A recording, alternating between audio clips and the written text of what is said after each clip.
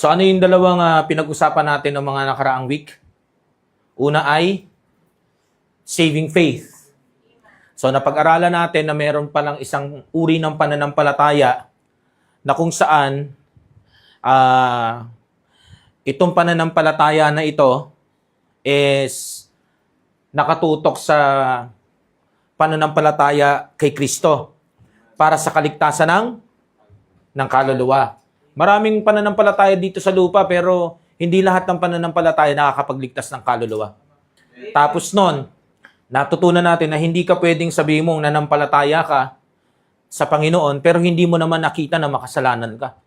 So pinag-aralan natin yung tinatawag na biblical repentance.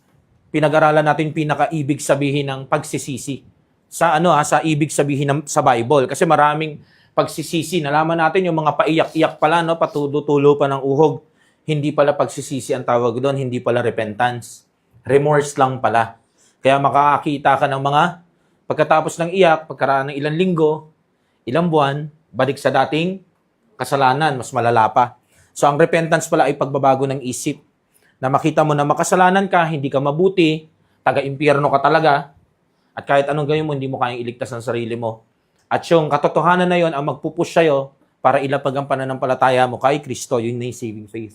So ngayon, pag naligtas ka na, ano nang gagawin mo? So pag-usapan naman natin yung tinatawag na ayaw ng marami pag-usapan. Yung tinatawag na baptism. Let's talk about hindi lang basta baptism.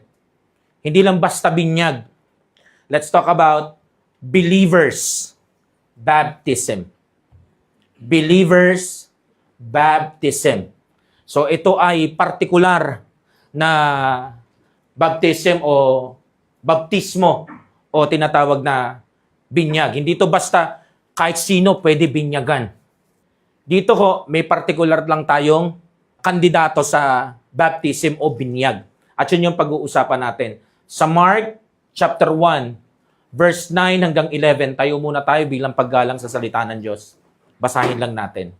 Mark chapter 1, verse 9 hanggang 11.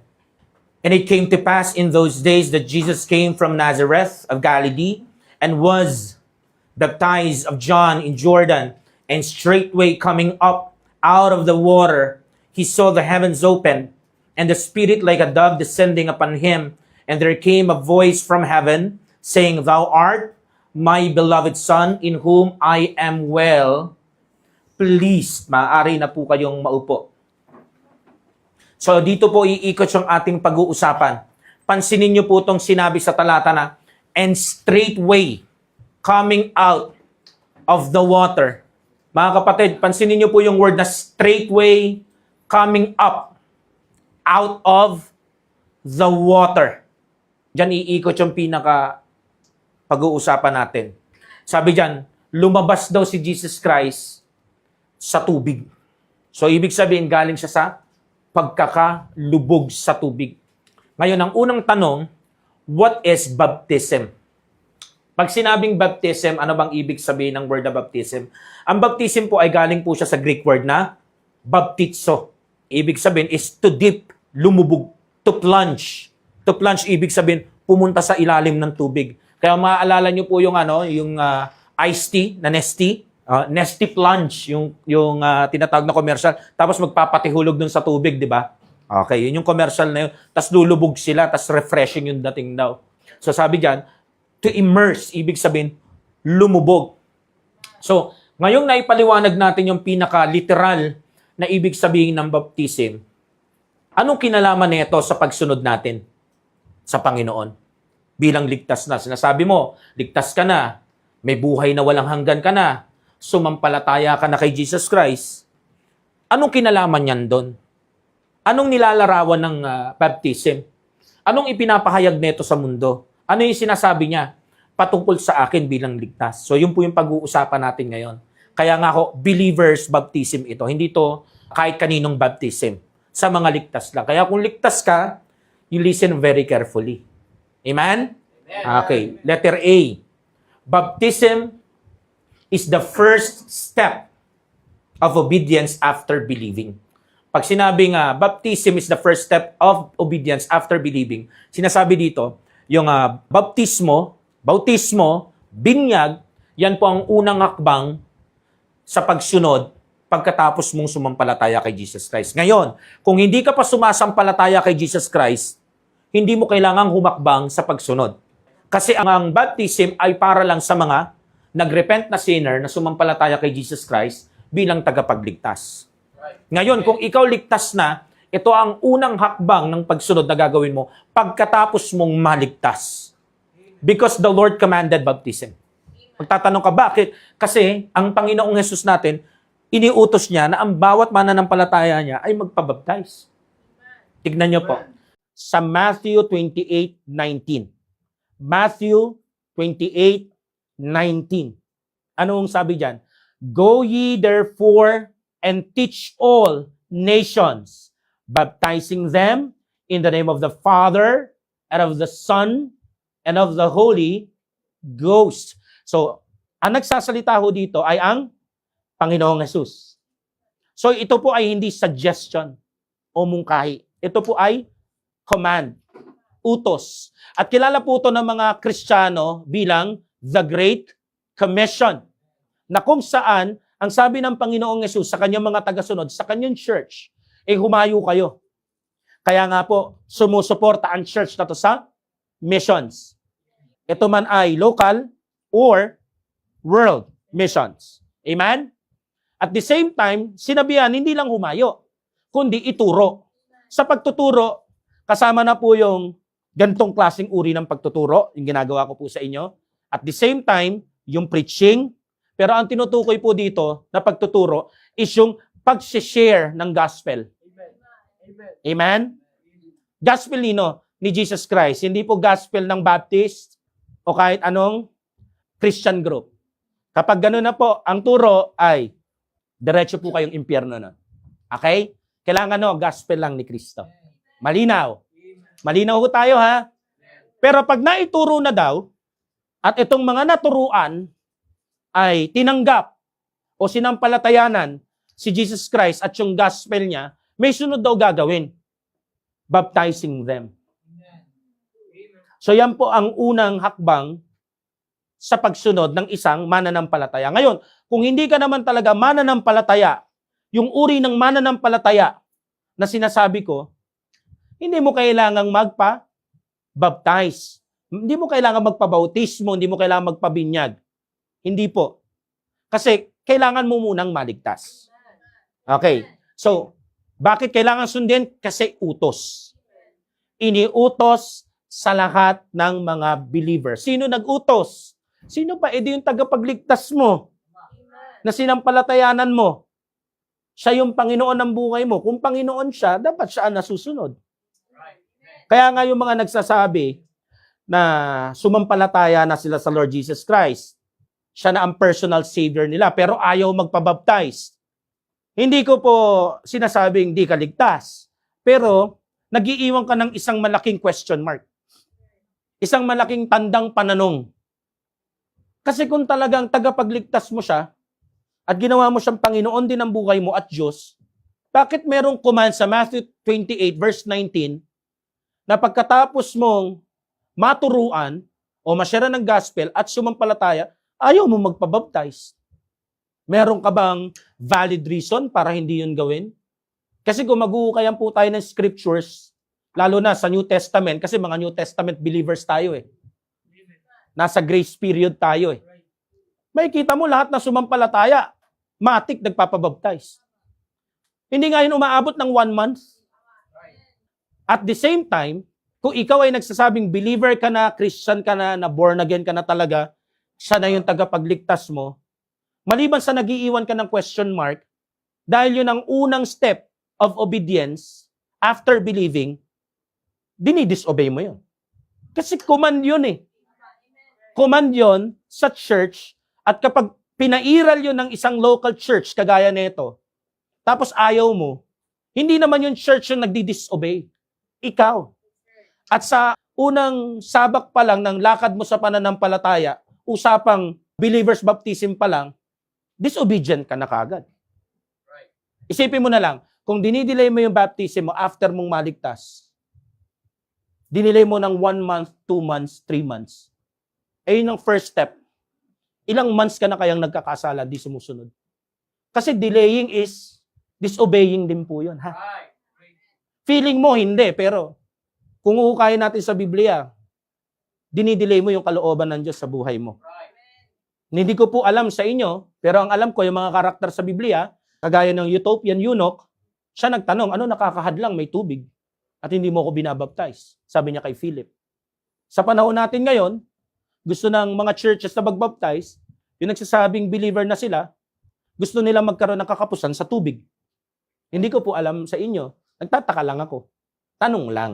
Diba? Pero kung hindi ka saved talaga at save-savean ka lang, hindi mo naman kailangan ng tinatawag na baptism na to.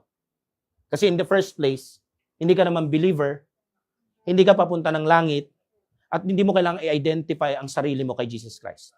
Hindi ka po kasama dito. Ito ay exclusively lang for believers. Amen?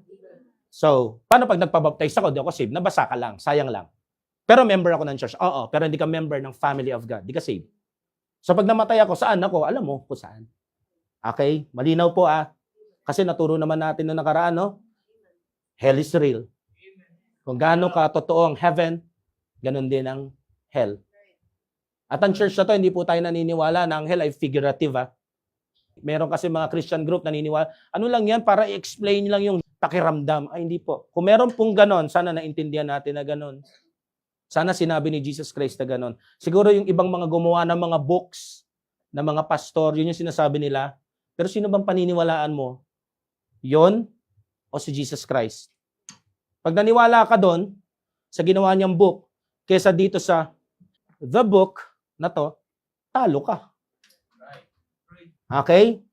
So, kaya po ako, maingat ako sa mga binabasa ko. Mamaya, kala mo parehas lang kayo ng sinasabi, pero magkaiba pala. Kasi itong mga tagapagturo na to, subtle. Kala mo, ang kaligtasan nila, whosoever, yung pala, sila-sila lang ang pinili. Which is, nakakatakot pong paniniwala yun, ha? Ibig sabihin, kahit gusto mong sharean yung nanay mo at tatay mo, kundi siya pinili ng Panginoon, mamimilipit ka sa lungkot at sakit kasi kahit anong gawin mo, hindi na maliligtas yung tatay mo. Pero praise the Lord, ang sabi sa Bible, whosoever. Diba? Whosoever. Nakukuha niyo ho? Letter B.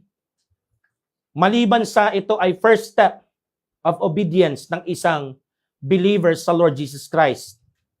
Letter B. Baptism is a picture of the gospel.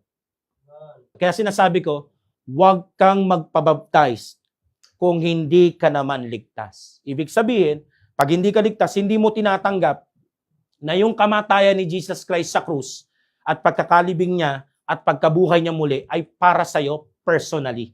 Huwag. Sayang lang. Mahal ang tubig. Ibigay mo sa mga karapat-dapat. Kaya po ako, hindi ako nagbabaptize ng hindi talaga saved. Pero kung meron mga nagpabaptize po sa akin, nagpapanggap save, hindi ko po yung problema kasi alam ko naman po kung sino yung dapat ibaptize.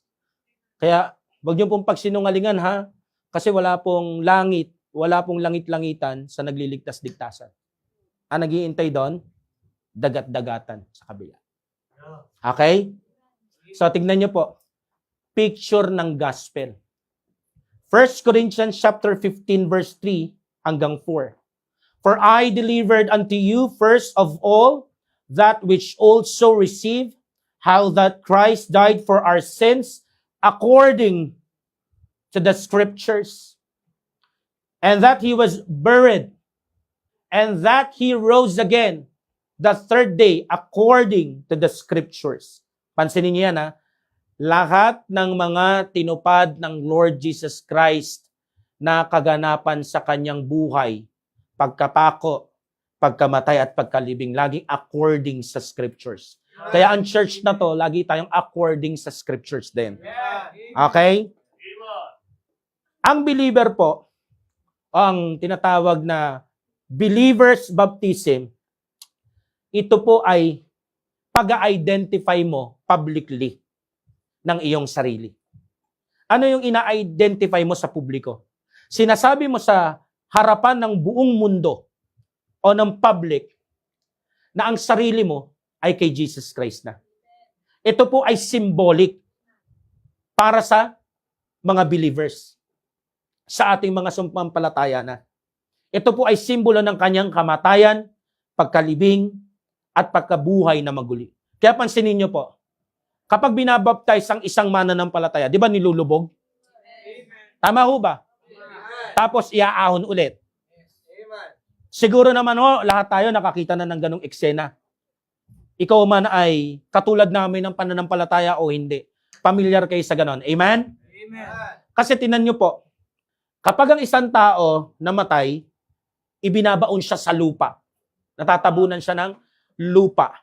Kaya yung sinisimbolo ng paglubog, yung pagkakalibing. Amen? At yung nananatili siya sa ilalim, yung kamatayan ni Jesus Christ. Yung pag-ahon, yung pagkabuhay ng 3 araw, resurrection. Kaya hindi po nananatiling yung nilubog sa tubig, nanatili na lang doon. Iniahon pa rin. Kasi symbolism yun. Na ano? Na yung isang believer na lumapit, sinasabi niya, na niyayakap ko yung katotohanan, na yung kasalanan ko, na napako na sa krus kasama ni Jesus Christ, Galatians 2:20. Amen? At yung kasalanan na yun ay nailibing na, patay na yon, yung dating ako, na makasalanan at namumuhay sa kasalanan, patay na, yung umahon, resurrection, bagong buhay kay Kristo. So yun po ay tinatawag na identification. Ina-identify mo yung sarili mo. Na ang buhay mo na ngayon ay para na kay Kristo. Why? Kasi yung believer's baptism ay larawan ng gospel ni Kristo. Ano ulit yung gospel ni Kristo? Death, burial, resurrection. Kaya pag meron kayo nakitang binabaptize na tao, ibig sabihin sumampalataya yon. Sa 3 yon. Na yung kamatay ni Kristo para sa Kanya. Yung pagkakalibing ni Kristo para sa Kanya. Yung pagkabuhay ni Kristo para sa Kanya. Para sa katubusan ng kasalanan niya. Nakukuha nyo? Kaya kung alam mong sumampalataya ka na, anong nakakahadlang para hindi mo lakaran ang bagay na to? Maliban sa ito ang unang hakbang sa pagsunod, kapag dinidelay mo yung pagpapabaptize bilang ligtas, sinasabi mo, wala akong natanggap na ebanghelyo. Wala akong narinig na preaching about His death, burial, and resurrection. Walang nakarating sa akin ganun. Sinasabi mo, sumampalataya ka eh. Parang pinapasilungalingan mo tuloy na nagpadala ang Panginoon ng saklolo para marinig mo ang kaligtasan ni Jesus Christ. Nakakahabol po? Okay, malinaw ha? So makikita ho natin sa pangatlo, sa letter C. Baptism is a public testimony. Ito po ay public na testimony o publiko, pampubliko na pagbibigay ng tinatawag na testimonya o pagpapatotoo. Na ano? Sumampalataya na ako kay Jesus Christ. Nilalantad mo yung sarili mo. Hindi mo itinatago. Kasi maraming ganyan sa panahon natin eh. Christian pero pag nalaman ng family, ng barkada, nahihiya, naa-ashamed. Pero sabi ni Paul, I am not ashamed of the gospel. At isa sa paraan na pinapakita mong hindi mo ikinahihiya ang Panginoong Yesus is yung tinatawag na believer's baptism. Inihahayag mo sa harapan ng kanyang church, maging na mga bisitang makakasaksi kung meron man doon, na walang dapat ikahiya kay Kristo. Ipinagmamalaki ko pa na siya ang aking tagapagligtas at ang aking Panginoon. Siya ang aking Diyos. So ito ay deklarasyon na ang buhay ko simula ngayon ay ini-intention ko na, sinasadya ko, kinukumit ko. Itong bagong buhay ko sa Kanya, para sa Kanya. Kaya nga crucified with Christ. Not I, but Christ. Nakukuha niyo ko? Pero ang tanong, Pastor, does baptism make one a Christian? Hindi. Kahit ilang beses kang magpabaptize, hindi ka magiging Christian. Isa yan sa 2 ordinansa sa church ng Panginoon. Una, Lord's Supper, at itong tinatawag na believer's baptism. Pero kahit alin doon sa 2 ordinansa na yon, mag-take ka na mag-take ng Lord's Supper, magpabaptize ka na magpabaptize kung saan mo man church na natopakin ka na, nagpabaptize ka dito, tapos tinopa ka, nag-church hop ka na naman, sa iba na naman, pabaptize ka din doon. Walang bisa yon kung hindi ka saved. Walang ibig sabihin yung Lord's Supper sa'yo, pati yung baptism. Dahil lahat yun ay sumasalamin sa gospel. kailangan mo munang maligtas. So pag nag-take ka ng Lord's Supper, di ka maliligtas. Yung tanong natin, does baptism make one a Christian now? Kahit ilang beses ka pang ilubog pa ulit-ulit, kahit iba't ibang simbahan pa yan, kahit anong Christian group pa yan, pero ikaw ay hindi sumampalataya sa bugtong na anak, walang ibig sabihin niya na basa ka lang. Miyembro ka sa lahat ng yon, kung saan ka binaptize, pero iba ang pagiging miyembro sa local church, sa pagiging miyembro sa pamilya ng Diyos. Nagiging miyembro sa pamilya ng Diyos ang isang makasalanan kapag sumampalataya siya kay Jesus Christ. Nagiging miyembro ang isang makasalanang sumampalataya kay Jesus Christ, na miyembro ng pamilya ng Diyos, sa oras na magpabaptize siya. Malinaw? So, vast of people sa ating panahon believe that baptism makes one a Christian. May mga religion, they fully believe that. Pero, biblically speaking, kung babasahin po natin yung Holy Bible at kung nire-respeto natin yan na holy yan, Word of God yan, it does not. Hindi po. Personal faith po, o yung tinatawag na saving faith sa Lord Jesus Christ, yon, doon nagkakaroon ng Kristiyano. Yun ang dahilan kung bakit ang isang tao nagiging Kristiyano. True Christianity is not a religion. It is a personal relationship sa Lord Jesus Christ. Baptism is only a picture and testimony of one's faith. Hindi po yun ang saving faith. Kasi sa Holy Bible, sa Word of God, ang sabi, ang good works natin, nating mga tao, ay hindi makakapagligtas o makakapagbura ng kasalanan ng isang tao. Hindi rin magdudulot ng salvation sa kaluluwa ng isang tao. Same is true. Kung yung mabuti nating gawa, walang power para bigyan tayo ng tinatawag na eternal security or eternal life, how much more ang isang tubig lang? Amen. Hindi po nakakapaglinis ng kasalanan ng isang tubig. Ang nakakapaglinis po ng kasalanan, sabi sa Bible, is the blood of the Lord Jesus Christ. Amen. Yun ang sasampalatayanan mo. Hindi yung tubig kung saan ka nilubog. Okay? Nakakahabol? Amen. What is the mode of baptism? Anong mode ng baptism ang dapat nating makita? Nakakalungkot lang ho kung iisipin ng ating bansa na turingan tayong Christian country, pero wala akong masyadong nagdi-discuss patungkol sa ano ba yung mode na dapat umiiral sa usaping baptism. Kung meron man ho na tama yung mode, hindi masyadong marami ang naaabot. Tapos yung mga mali naman yung mode, talagang may resources sila. Maraming naaabot nga lang, ang biblical yung mode.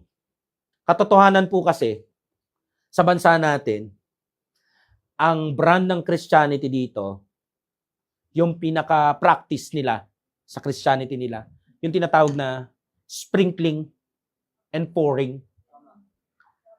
Yung tinatawag na wisik at buhos, which is yung typical na naatinan mong binyagan. Na winiwisikan sa ulo yung baby, binubuhusan ng tubig sa ulo yung baby, yun po yung pinaka-mode nila. Pero kung babalikan ho natin, doon sa introduction ng ating lesson, yung ibig sabihin ng baptism, hindi ho tutugma. Kasi ang sprinkling ay wisik, winiwisikan. Tapos yung pouring, binubuhusan, which is yung nasaksiyan natin. Tapos magpapapicture tayo, hilera tayo, mga ninot-ninang tayo. Pero doon ho, sa inaral natin kanina, lalo na doon sa original na salita niya, sa Greek, yung tinatawag na baptism ay baptisma. Anong ibig sabihin? Immersion or dipping. Pagdating naman doon sa Greek verb, baptizo, anong sabi? To dip, to plunge, to immerse. So napakalayo po ng wisik at buhos. Wala ho ako makitang paglubog doon. Kung pinag-uusapan natin Christianity, dapat ho ang pundasyon ng ating mga practices, Bible. At kung ano yung klase ng baptism na ginawa nila sa Bible, yung biblical na baptism, yun dapat ang makita sa atin. Kung di ka pa rin kumbinsido, paano ba binaptize si Jesus Christ? Winisikan sa ulo? Binuhusan ba ng tubig sa ulo? O O pumunta siya kay John the Baptist sa Ilog Jordan at nagpalubog siya. Baptisma, baptiso, immersion, yun ang biblical baptism. Nating mga believers. Hindi po ako nakikipagdebate. Binibigyan ko pong liwanag sa inyo. Bakit ganun, no? Yung practice ng mga kababayan natin nagsasabing Kristiyano sila. Sinasabi nila, susundan nila yung yapak ni Jesus. Pero sa uri pa lang ng baptism niya, iba na. And by the way, si Jesus Christ ay hindi nagpabaptize as an infant. Hindi siya baby. Ano yun? Gumapang siya papunta kay John the Baptist? Sabihin nyo ng parang pilosopo ka, pastora. Hindi po ako pilosopo kasi alam ko po na 30 years old siya noon. At naglakbay siya na napakalayo para puntahan at sadyain si John the Baptist. Ibig sabihin, alam niya yung pinapasok niya. So ang isang mananampalataya na sumampalataya kay Jesus, meron na siyang tamang kaisipan na gawin ng isang bagay. Bakit? Kasi nakasampalataya nga siya kay Jesus Christ eh. At alam niya yun yung first step. Command yun. Habang ang isang baby at sanggol, wala siyang palag. Wala siyang kaalam-alam. Kaya tignan niyo po, kapag yung mga kababayan natin naglakihan, ang kanilang pagiging Kristiyano ay doon lang sa baptismal certificate and then wala silang pakialam doon sa religion na yon. It so happen na yung kanilang parents ay masyadong devoted doon sa religion na kanila, pero doon sa mga truths ng Bible, wala silang pakialam. Pag tinanong mo sila sa Bible, kahit laki sila sa Christian family na sinasabi nila, makikita mo yung kanilang mga beliefs, pang-atheism, pang-agnostic, skeptics, pang-hecklers, walang Diyos, pang-lefties, pang-komunista. Why? Kasi, binaptize sila na hindi nila naiintindihan. Hindi sila binigyan ng tsansa. Si Jesus Christ at yung mga mananampalataya niya, nasa tamang gulang. Amen. Yeah. At alam ng mga mananampalataya ni Jesus Christ, gagaya ni Pedro, na siya ang Christ. Kaya nga nagpabaptize sila eh. Kaya nga ibinigay nila yung buhay nila eh. Amen. Ikaw ba magpapapako ka ba ng pabaliktad sa krus kagaya ni Pedro kung alam mo naman na si Jesus Christ at yung mga pinagsasabi niyang Messiah siya, isa lang malaking hoax? Nakuha nyo, ibibigay ba ng mga Kristiyano sa Book of Acts ang kanilang buhay sa persecution kung hindi talaga nila nasaksihan na nag-ascend si Jesus Christ? Isang malaking kalokohan lang yon. Imagine mo, yung sobrang daming mga mananampalataya, tapos dali natin sa courtroom, nagpapatotoo, nakita namin siya, umangat talaga siya. Tapos sasabihin mo, hoax. Right. Amen. Nakuha nyo? So, hindi po ako nangingritiko. Gusto lang natin sabihin kung ano yung nasa Biblia natin. Right. Amen. Amen. Actually, nasa Biblia nyo rin yan. Ang problema lang, maraming na-o-offend sa mga bagay na nasa Biblia rin nila na kapag binasa ng iba at pinaliwanag sila, nagagalit sila. Basahin mo kasi para di ka magalit. Doon sa nasa likod ng pulpito, makikita mo, same. Pinagsinungalingan nila ako, hinayaan kasi natin. Kasi hindi natin binuksan yung Bible. Siguro may ganung part, pero may kasalanan din tayo. Kasi tumango lang tayo ng tumango. Pero ngayon, binubuksan ng Panginoon yung mata natin, sa kanyang salita, kita natin, malinaw. Si Jesus Christ nasa tamang edad. At ang klase ng baptism niya na sinusundan ng mga mananampalataya niya ay lubog. Okay? Tingnan niyo po. Mark chapter 1, verse 10.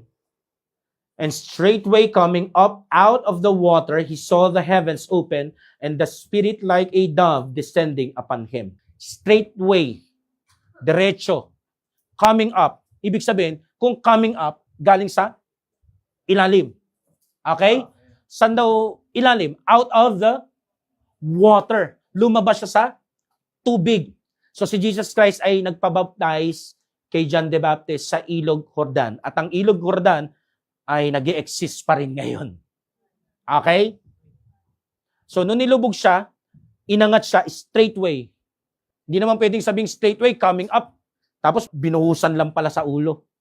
Winisikan lang pala. Ano yon? Napakalayo ng description nun. Pero dito, napakalinaw ng description o yung pagpapaliwanag ni Apostle Mark. Kahit nga sa Matthew, nakita natin to, sinabi to ni Matthew. So dalawang apostoles na ng Panginoon na nagpapatotoo. Straightway coming up out of the water. So, letter A na makikita natin, no? This is the manner in which the Lord was baptized. Kung ikaw ay tagasunod ni Jesus Christ at ikaw ay may desire na magpabaptize, dapat ang mode, immersion.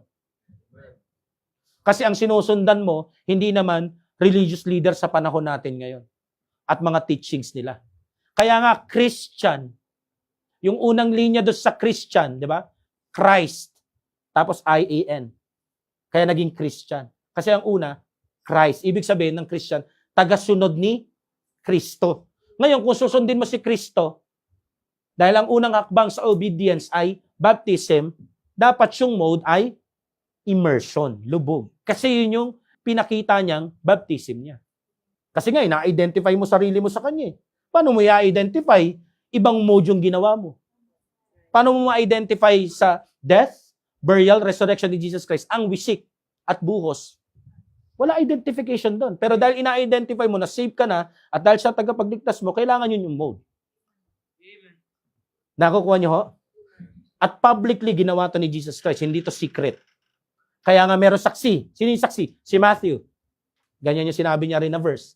Si Mark. At yung iba pang mga tagasunod. Okay? So sabi diyan, lumabas siya sa tubig, malinaw, hindi wisik. Sabi diyan, lumabas siya sa tubig, malinaw, na hindi siya binuhusan ng tubig sa ulo. Malinaw ho na immersion yan. So result, yan ang dapat nating sundan. Kung saved ka na, at nilalagay ng banal na spirito sa puso mo ngayong umagang ito na magpabaptize, ito ang tamang uri ng baptism. Letter B.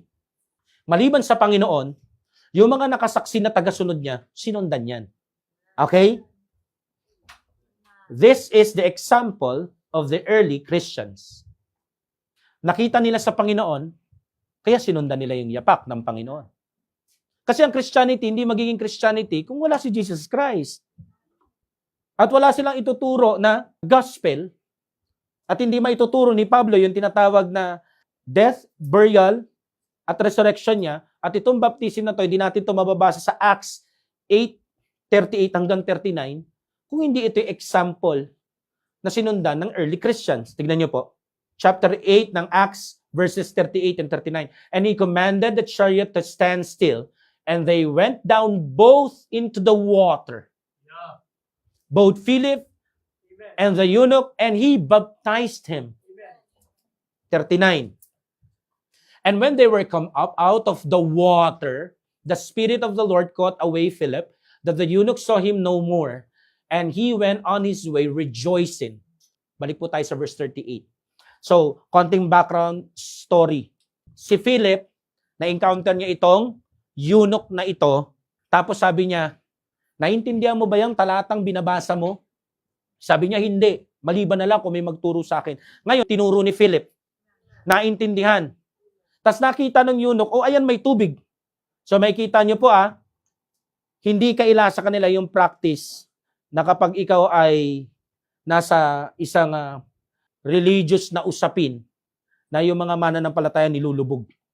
Nakikita niyo, sabi niyo, ayan may tubig ano nakakahadlang para i-baptize mo ko? Sumagot si Philip, pwede kita i-baptize.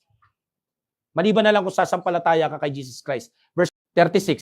And as they went on their way, there came unto a certain water. And the eunuch said, see, here is water. What doth hinder me to be baptized?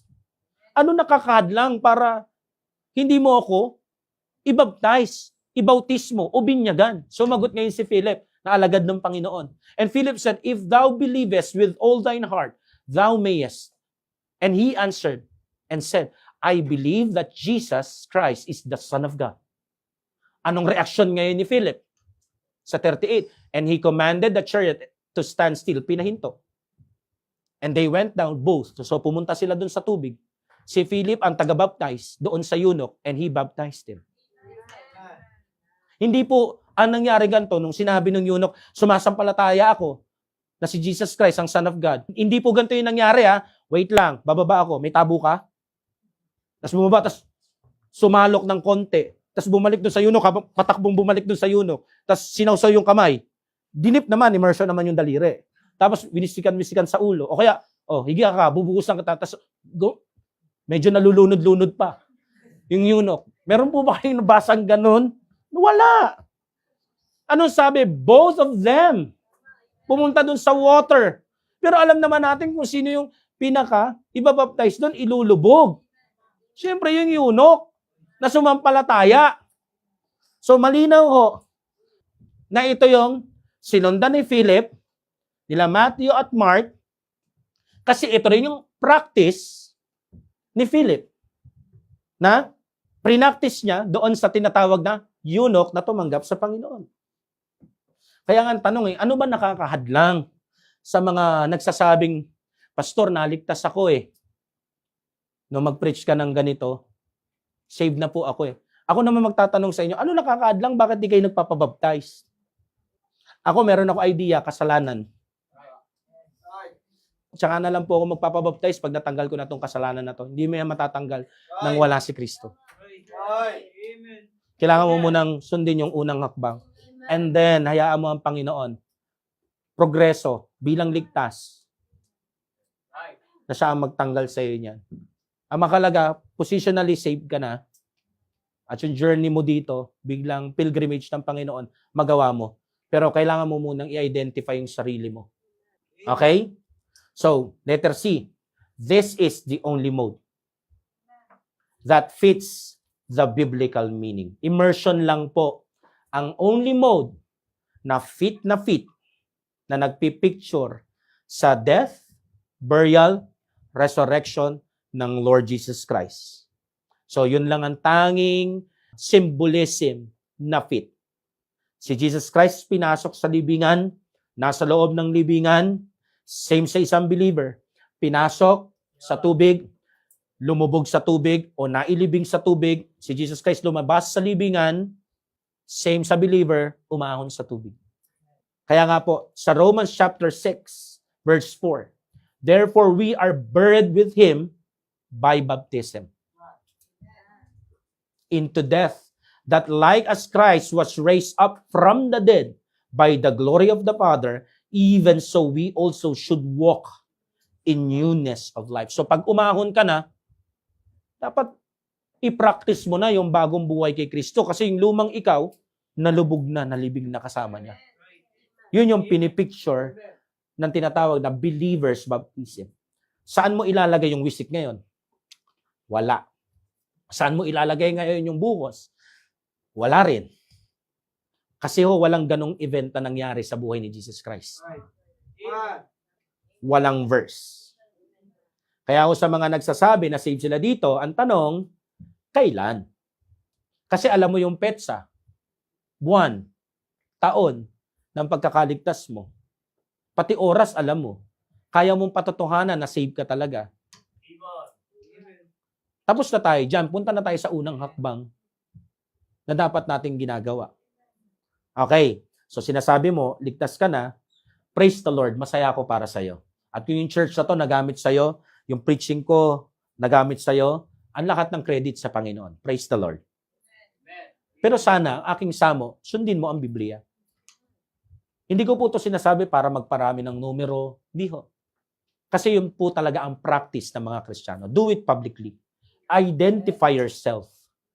Kung talaga naligtas ka, nasa iyo na yung eternal life, bagong nilalang ka na, meron kang new life in Christ, ang baptism o believer's baptism ang pinaka-epektibong paraan para magbigay ng testimony sa mundo, publicly, na si Jesus Christ binago ang buhay ko.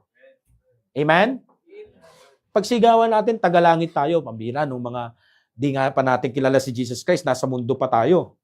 Hindi tayo marunong mahiya Talagang pinaninindigan natin yung kawalangyaan natin Sorry dun sa word pero yun talaga siya Diba? Hindi tayo naiyak kahit sa mga parents natin, kahit kanino, tapang natin. Pero ito, gagawin mo yung tama at mabuti sa harapan ng Lord bilang kakaligtas lang. Ngayon ka pa, dinaga. Dapat po mas tapangan natin kasi kasama na natin ang Panginoon. Yung ginagawa natin, pagsunod sa Kanya. Kaya the question is, sa ating conclusion, when will you be baptized? Amen. Kailan ka ibabaptize? Ako nasasagot, dapat as soon as possible Amen. after mong maligtas.